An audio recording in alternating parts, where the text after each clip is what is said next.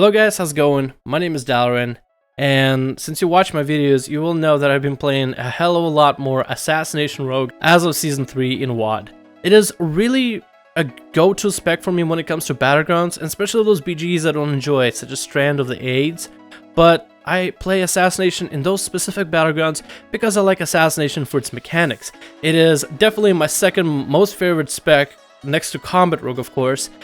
But at first, I had a lot of trouble playing the spec, and I shared a lot of those videos and moments with you guys over YouTube. And you guys have been awesome in terms of commenting, giving me tips, giving me advice, giving me many different things I should try as Assassination Rogue. And some of the tips were completely game-changing, but some of them really fell short. One of the tips I was told is to go Nightstalker DFA, which is something I go for as a build, but there's a lot of discrepancies between how would you use Nightstalker. Do you use it with DFA? Do you use it with Evasion? Do you Vanish DFA? Do you Restyle DFA? Mark for Death? Viscerate? There's a lot of combinations, and I decided to throw that out of the window completely and just go test this for myself. So this is a video with my test results on the Nightstalker DFA build, which I, first of all, very much enjoy. Let's get on to the video. Now for this, there's a lot to test. The first thing I decided to test is my normalized DFA damage. What I did is hit a train dummy 20 times with DFA to get you guys the results of average and crit. So those are the results you want to look for, completely disregarding multi-strike together.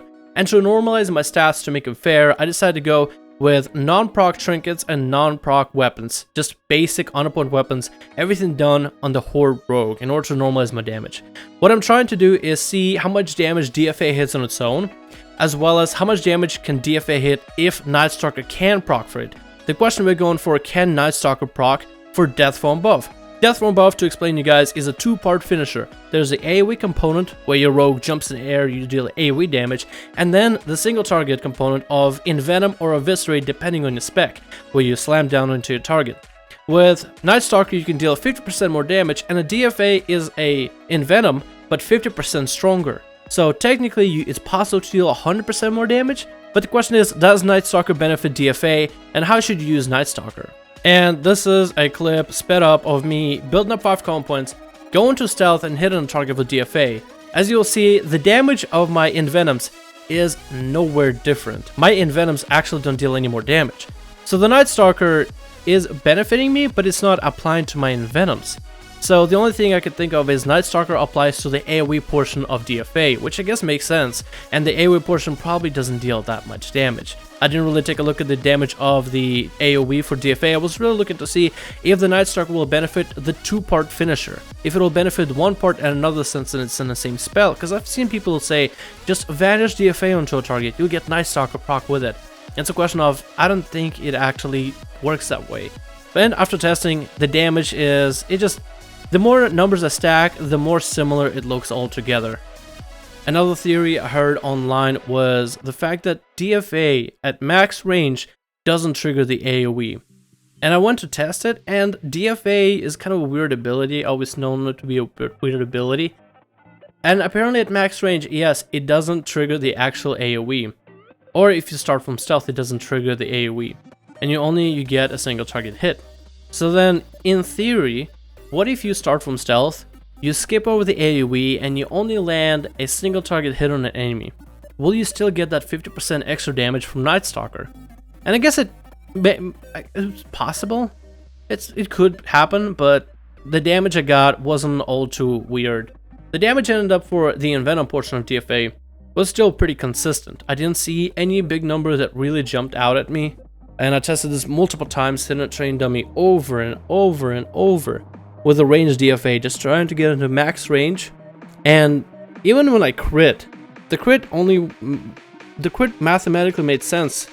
So let's say I'm hitting him for about 32k on average, and then my crits for 64k. It made sense either way. My crit still made sense. So the numbers weren't any higher, the damage wasn't any higher. So the only conclusion I have with this is the Nightstalker buff comes with stealth, and once you DFA, you're actually out of stealth, so you don't actually benefit from the 50% extra damage. So it accounts DFA as two different finishers, not as one spell.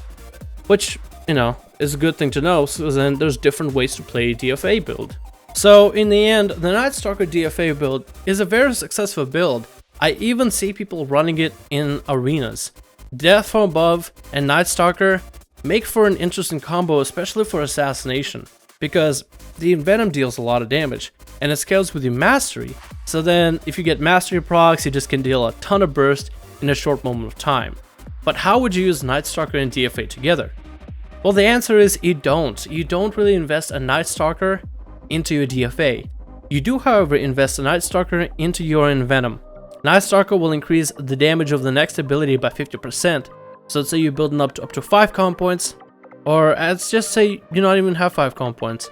You just are attacking a target, you vanish, you get that 50% extra damage, and then you Envenom for 50%. Death from Above, second point of finisher the Envenom, is just simply it's an Envenom that's 50% stronger. So when you vanish, you get the Nightstalker buff, you get an Envenom in there. That's basically the single target worth of damage of DFA.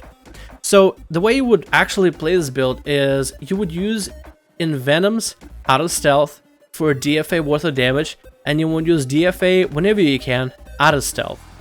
But that's something that, I mean, it kind of made sense in my head before, but it's just a lot of people were saying different things on the internet, and I decided just to put on this whole video as basically a graph and proof with numbers, just to show how you would properly play the Nightstalker DFA.